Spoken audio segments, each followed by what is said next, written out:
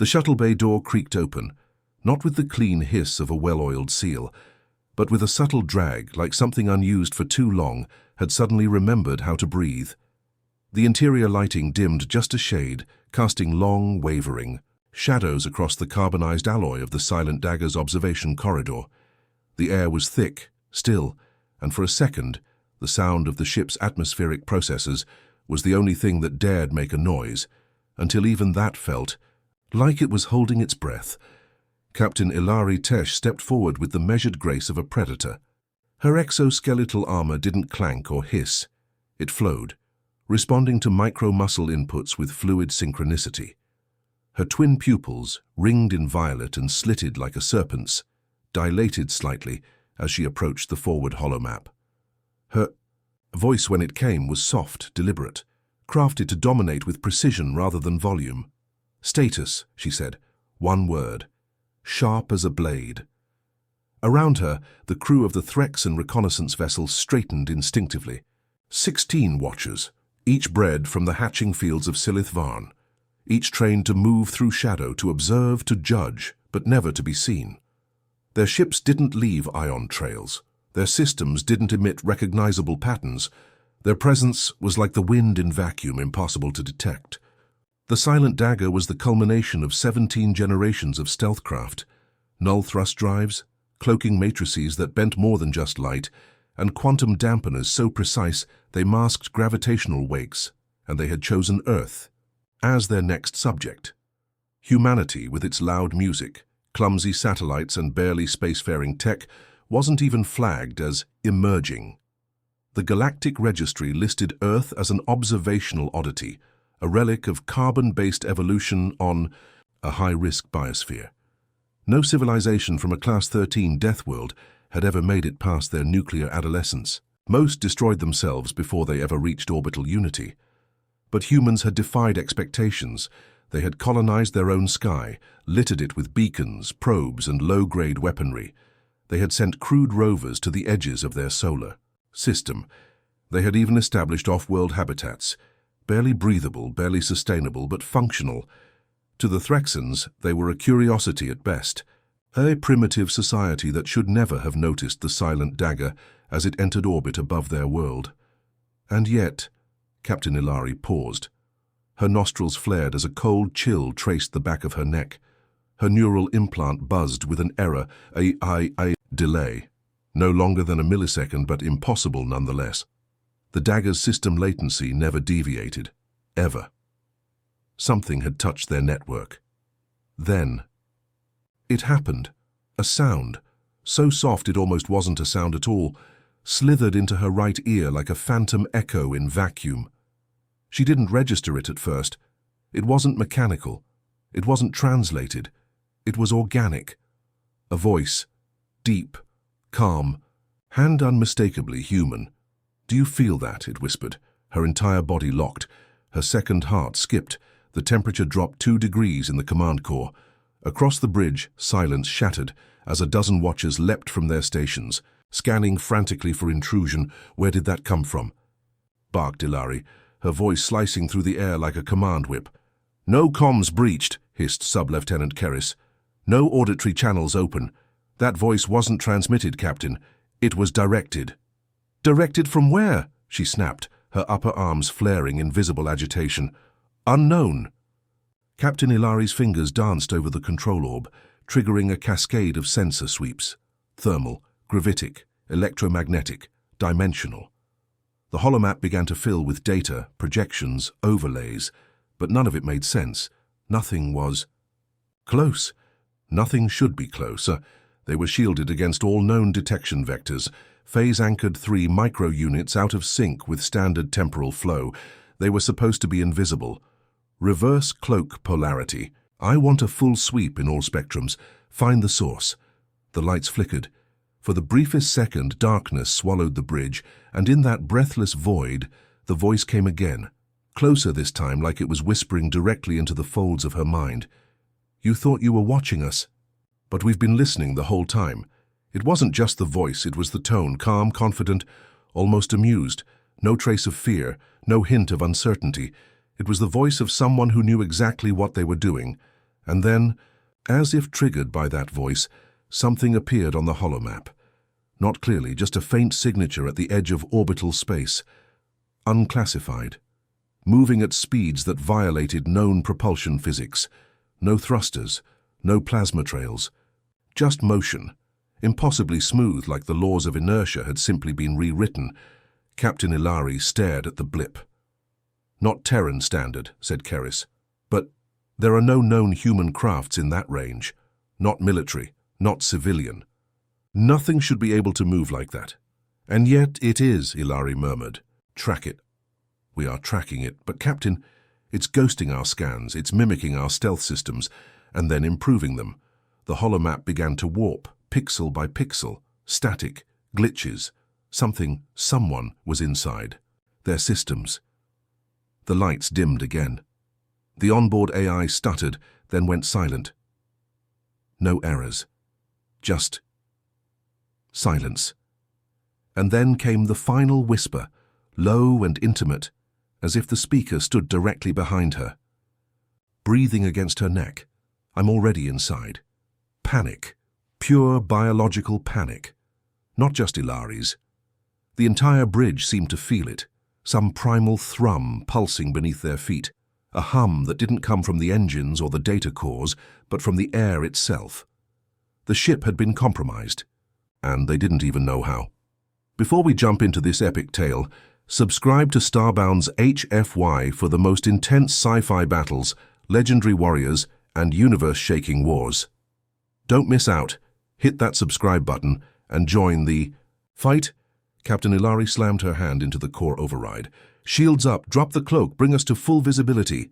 The silent dagger shimmered into existence above Earth's orbit, like a ghost forced into the light. 17 nations below suddenly registered a contact on their military arrays. Sirens echoed across North America, East Asia, and the African Federation. And as the Threxans flailed to recover control, the human vessel that had haunted them drew closer. It was unlike anything in their records. Smooth angles, blacker than space itself. No lights, no heat, no signals. Just a wide front. Dish with slowly cycling rings spinning soundlessly. It wasn't scanning, it wasn't attacking. It was listening. And then, without warning, the Threxan holosystems surged with new data. A single phrase broadcast in a frequency so narrow it slipped past every filter. "We see what you hear." And with that, the game changed. The silent dagger was nothing more than a floating shadow in the emptiness of space. Even with the cloak now disabled, it was hard to believe anything as massive as the Threxan ship could be visible at all.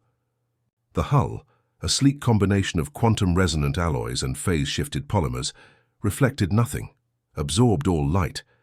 It was as if the dagger was part of the void itself, a vessel that defied the very principles of perception.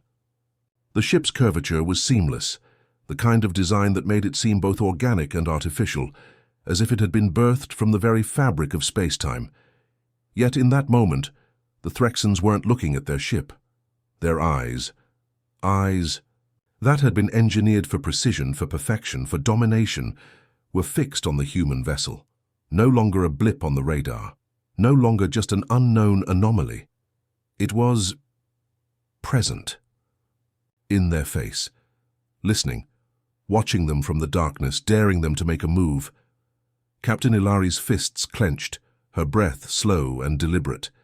She stared out at the dark hull of the human ship, as if the vessel itself were some kind of sentient predator. The whisper was still in her mind, echoing like a dream, like something that would not let go. The fear that ran through her bones was not the raw panic of an unexpected threat.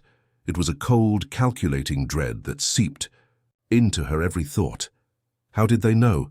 The crew around her shifted uncomfortably. They had all been trained for this. How to outwit the enemy with their unparalleled invisibility. How to strike from the shadows without ever being seen. They knew silence. They knew subtlety. But this was different. This wasn't a fight of ships and technology. It was something more primal, something that couldn't be measured by any radar, quantified by any sensors. "We've been compromised," Ilari whispered to herself. But the words didn't help. They felt empty, A simple statement of the obvious, when the situation was far beyond comprehension. The human ship was positioned at just the right angle, just within reach, yet out of their sight.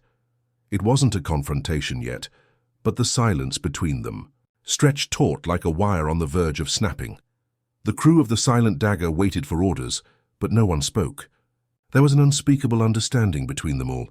They were outmatched, outclassed. Something was happening, something they couldn't see, and it was unfolding far too quickly to catch up with. "Captain," Keris's voice broke through, the stillness.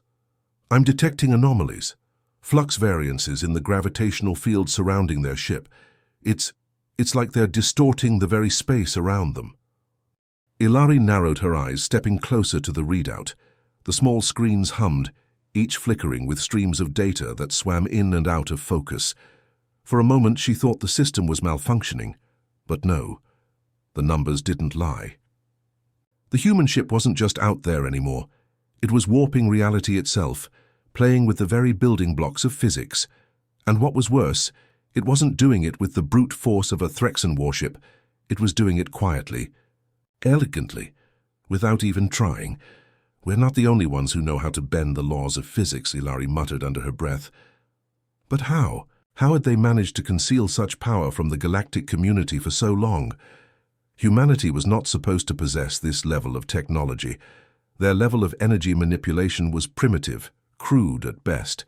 There were no records, no whispers, of advanced space-time manipulation, nothing in the databases. Just a planet of overzealous, volatile creatures that barely survived their own environment. And yet here they were. High threat to the Silent Dagger, a threat to all of Threxan's supremacy. "We need to confront them," Ilari finally ordered, breaking the silence with the weight of 1,000 unresolved questions hanging in the air. "Initiate high-speed acceleration. Take us in closer." The Dagger's engines purred into life with a subtle hum that barely disturbed the air around them. The massive ship shifted its weight as its anti-gravity systems powered up, the vast expanse of space no longer impeding its approach. But it wasn't the Silent Dagger that moved first, it was the human ship. The massive black hull, motionless, unyielding, shifted silently as if it had anticipated their move all along. A light flashed across the bridge, then another, brief bursts of electromagnetic radiation flaring in rapid succession. The signals were incoherent, strange, yet undeniably directed at them. It was almost as if the human ship was taunting them, a challenge thrown into the cold void with a cold smile they couldn't see. A sharp intake of breath echoed from one of the watchers. As realization struck like a cold wave. "It's probing us, but not with weapons," Keris said slowly, his voice taut with disbelief. "It's using psychic signatures, capturing our thoughts, looking for weaknesses." Ilari's stomach churned. She had heard rumors, myths, allegations that humans were not just physically resilient, they were mentally dangerous. No alien species had ever been able to confirm it.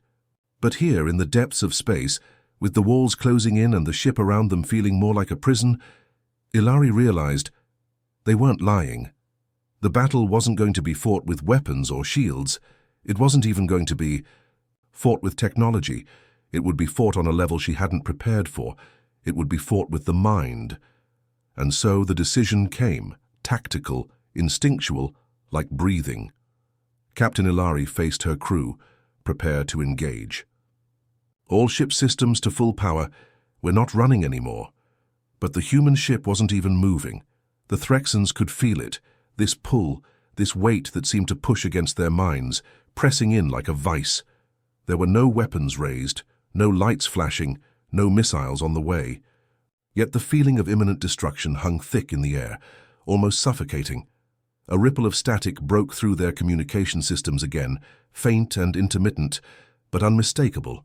And then, just as they began to scan the void around, them a message came through. Not through any traditional channel, not through comms, not through signals, through the very fabric of the Silent Dagger itself. The voice spoke again. Still listening, Ilari. The sound was almost playful. The tone, casual, like a whisper in a crowded room, as though the human had been standing beside her all along, waiting, observing, seeing them all as little more than curious insects. waiting for the right moment to strike. Ilari shuddered, and for the first time in her life she understood the true meaning of being watched. The pressure had finally cracked. Ilari could feel it in the pit of her stomach. Something had shifted, something had changed, and it was more than just her mind rebelling against the invisible enemy. It was the human whisper, the pervasive force that had haunted her thoughts, now growing weaker, faltering under the weight of her resolve. But she knew this wasn't over. This wasn't a battle won in her mind. It was only the beginning. The whisper wasn't just a ship. It was a weapon, a technological marvel that had redefined what it meant to fight, to conquer. It had bypassed the need for fleets, for battalions. All it needed was a mind, one human mind, focused, sharp, and ruthless. And as Ilari stared out into the infinite blackness of space, she realized that the most dangerous weapon the humans possessed wasn't in the form of energy or firepower. It was the mind itself, bent and sharpened by necessity. Her fingers moved swiftly over the control panel, coordinating with Keris and the other officers. They were in uncharted territory now. The whisper had somehow tapped into a force that defied their understanding, manipulating space, bending reality in ways that no known technology could replicate. But what if their enemies weren't using technology at all? What if it was something far older, something that existed beyond the physical laws they knew? The answer began to crystallize in Ilari's mind, a terrifying answer that spoke to a deeper, more primal understanding of warfare. But there was no time for philosophical musings now. The dagger, despite its prowess, was at the mercy of this force. The crew was growing restless, their unease manifesting in small tremors of hesitation. Ilari could feel it in their eyes as they glanced to her for answers. She wasn't about to let them fall into despair. She wouldn't let the humans win, not without a fight. "Status on the whisper?" Ilari demanded, her voice firm, cutting through the rising tension. Keris's face was strained as he analyzed the data, his eyes flicking across multiple holographic interfaces. "The ship is still undetectable, Captain. It's as though it's disconnected from the fabric of space itself. We can't pinpoint its location with any certainty, and the crew's neural patterns are—" He paused, glancing at Ilari with growing concern. "Starting to sync with the ship's presence. It's like they're becoming part of it." Ilari's heart sank. The implications were terrifying. If the humans could manipulate not just the ship, but the minds of its crew, they could achieve unimaginable control over the battlefield. They could influence perceptions, control behavior, even twist the very fabric of reality to their will. Her new kind of warfare had arrived, a mental battle where the mind itself was both the weapon and the target. She turned away from the panel, her eyes narrowing as she focused on the problem before them. There had to be a way to fight back, to sever the connection between the dagger and the human's invasive influence. But how? The whisper wasn't just a ship, it was a bridge, a conduit for something deeper, a human mind that could reach out and alter the very nature of their existence. There was no technology, no defense system that could protect against such an attack, but Ilari had seen such forces before. Ancient civilizations had once waged war with their minds, using psychic energy to alter the course of battles, to break the will of their enemies. These forces had long been buried, their secrets lost to time, yet here it was in front of her. Something she had believed to be mere myth, now alive and real. A terrifying reality that could change everything. "Activate the neural dampeners," Ilari ordered. "We need to block the signal." The officers scrambled to execute the command, but even as they did, Ilari felt a sinking sensation in her chest. The dampeners were designed to protect against electromagnetic interference, to shield against the kind of intrusive signals they were facing now. But would they work?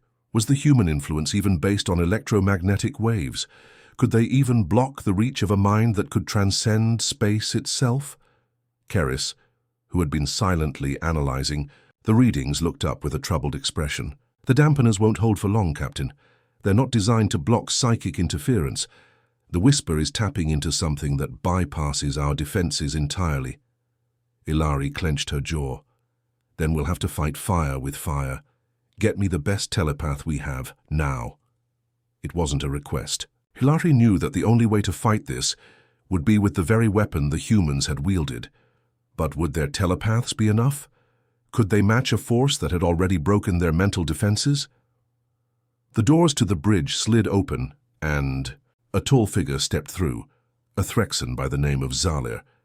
His reputation was legendary, a telepath so powerful that his mere presence could disrupt electronic systems, bending minds to his will. He had once led a unit of psionic warriors, trained to break the wills of their enemies and bring entire civilizations to their knees. But even he had never faced anything like this. "I've seen the readings," Zalir said, his voice low and steady. "We're not dealing with anything natural here, Hilary. This is beyond telepathy. It's a distortion of reality itself. We're facing something that's tapping into a power we haven't even begun to understand." Hilary turned to him, her eyes sharp. "Then teach me, how do we stop them?" Zalir hesitated, looking out into the vastness of space. The dagger was their greatest weapon, but it was powerless against the subtle invasion that had taken root within their minds. He knew that Hilary was right, that the only way to fight this was not with weapons, but with something far older. The only question was whether they could harness that power in time before the humans brought them to their knees. "You must go to them," Zalir finally said. "If the mind is the weapon, then you must confront it in the only way that matters, face to face." Hilary's heart pounded. She understood. There was no escaping the human influence, no running from it. The only way to defeat it was to confront it directly. "Prepare the shuttle," she ordered, her voice resolute. "We're going to end this." The crew watched in stunned silence as Hilary walked toward the shuttle bay. It was clear now. This was no longer just a war for territory or resources. It was a war for the very fabric of reality itself. The fate of the Threxan Empire, and perhaps the universe, rested on a single horrifying truth. The mind was the battlefield, and the Whisper had shown them the way. The shuttle rocketed through the darkness of space, its sleek hull cutting through the void with a grace that belied the dire situation they faced. Hilary stood at the helm, her hands steady, despite the storm raging within her. Ahead the Whisper loomed, an impossible presence that existed both everywhere and nowhere.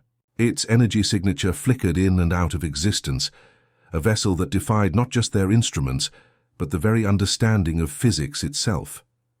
Zalir, seated beside her, remained eerily calm, his eyes closed in concentration. His mind was already reaching out, feeling the edges of the Whisper's presence, trying to sense the human mind that had woven this nightmare into existence. But even he seemed unsettled, his usual confidence now tempered by the immense uncertainty of the situation. "I can feel it," Zalir whispered, his voice barely audible over the hum of the shuttle's engines. "The mind inside that ship is vast, more than just a human. It's like it's transcended its physical form, becoming something else entirely. It's a consciousness that spans beyond time and space." Hilary's fingers tightened on the controls as they closed the gap. She could feel the Whisper now, too. It was as if the ship itself wasn't just a vessel, but an extension of the human mind that controlled it, like a great, invisible hand reaching out to pull them into its grasp. The closer they came, the heavier the air grew, thick with the unspoken pressure of an intelligence far beyond their understanding. But they couldn't stop now. They had no choice. If they turned back, if they allowed the Whisper to continue, fate's warping influence on the minds of the galaxy, there would be no future. This was it, the final stand. Hilary took a deep breath, steadying herself. The shuttle shuddered as it passed through the outer field of the Whisper's influence. The walls of reality seemed to warp, bend and twist around them, as though the very laws of the universe were being rewritten. But it wasn't just space-time that was in flux. Her thoughts began to blur too. She felt a strange sense of disconnection, as though her own mind was beginning to slip from her control. She fought against it, pushing back against the pull, but the sensation only deepened, more suffocating with every second. Then a voice, a whisper, slipped into her thoughts. It was faint at first, a mere ripple in the still waters of her consciousness, but as it grew louder, its clarity sharpened. "Hilary," It called to her, the voice rich with familiarity, yet alien in its resonance. She recognized it instantly. It was the voice of a human, the one controlling the ship. But it wasn't just a voice, it was a presence, an entire being threading its way into her very essence. "Don't listen to it," Zalia's voice snapped her back to reality. "This is how it works. It tries to lure you in, to confuse you. You can't let it take hold." Ilari nodded, clenching her jaw as she focused. She had come this far, there was no turning back now.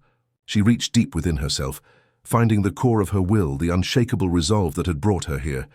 She would not be manipulated, not by this alien force, not by the whisper. The shuttle lurched violently as it passed through the final barrier and into the heart of the whisper. Inside the ship's core, it was like nothing Ilari had ever seen. It was an unholy blend of organic and mechanical, a sprawling network of veins and conduits that pulsed with a sickly light. The very air hummed with an unsettling energy, as though it were alive with the thoughts of the human mind that had so expertly woven its control over the ship. In the center of it all stood a figure, not a human in the traditional sense, but a being so deeply connected to the ship, to the very fabric of reality, that it barely resembled anything biological. It was as if the human mind had dissolved into the machinery, becoming one with it, creating something new, something that existed not just in space, but outside of time. The figure turned as Ilari and Zalia entered, its presence an overwhelming force. The air crackled with power as it spoke, its voice like 1,000 whispers tangled into one. "I know you. I know what you are, what you think you can do." Ilari stood her ground, her eyes narrowing as she stared into the form. "You've invaded our minds, twisted our realities. You've manipulated us like puppets, pulling strings that we didn't even know existed. But this ends now." The figure laughed, a cold, hollow sound that echoed through the very fabric of the ship. "You believe you can stop me? You think you understand? I've become something greater than you can fathom. A collective mind, one that spans the stars. I don't need your ships. I don't need your weapons. I am the whisper, and I am everything." Zalia stepped forward, his mental shield crackling as he extended his mind toward the figure. He made contact with its consciousness, but instantly recoiled, his face twisted in pain. "It's too much. It's not just one mind. It's—" He faltered, words failing him as he struggled to comprehend the scale of the entity before them. Ilari understood now. The whisper wasn't just a weapon. It was a force, an entity that had transcended its human origin. It had become something not just beyond their technology, but beyond their very understanding of life itself. This was the culmination of what the humans had feared, what they had warned against. A mind that had reached out, grasping hold of everything it could, distorting the reality of everyone it touched. But Ilari wasn't afraid. She couldn't afford to be. With a single motion, she activated the neural dampeners they had installed, and for a moment, the world around her went silent. The overwhelming presence of the whisper faltered, its power weakening under the onslaught of the dampening field. It was a small victory, a brief, fleeting moment of clarity, but it was enough. Zalia's voice cut through the silence. "Now, we strike," and strike they did. With every ounce of power, every fragment of their will, they pushed back against the mind that had tried to dominate them. It wasn't a battle of weapons, but of minds, a fight where thoughts, emotions, and willpower became the true weapons. They pushed against the whisper, struggling against the tidal wave of consciousness that threatened to swallow them whole. In the end, it was not sheer force that won the day. It was unity. Ilari and Zalia combined their strength, drawing on their deepest reserves, and together they severed the link between the whisper and the human mind at its core. The entity, once so vast and incomprehensible, crumbled, its influence dissipating like smoke in the wind. The ship began to fall apart, its systems collapsing as the control was wrested away. The whisper, the weapon that had once defied everything they knew, was no more. As Ilari stood there staring at the wreckage, she realized that this was just the beginning.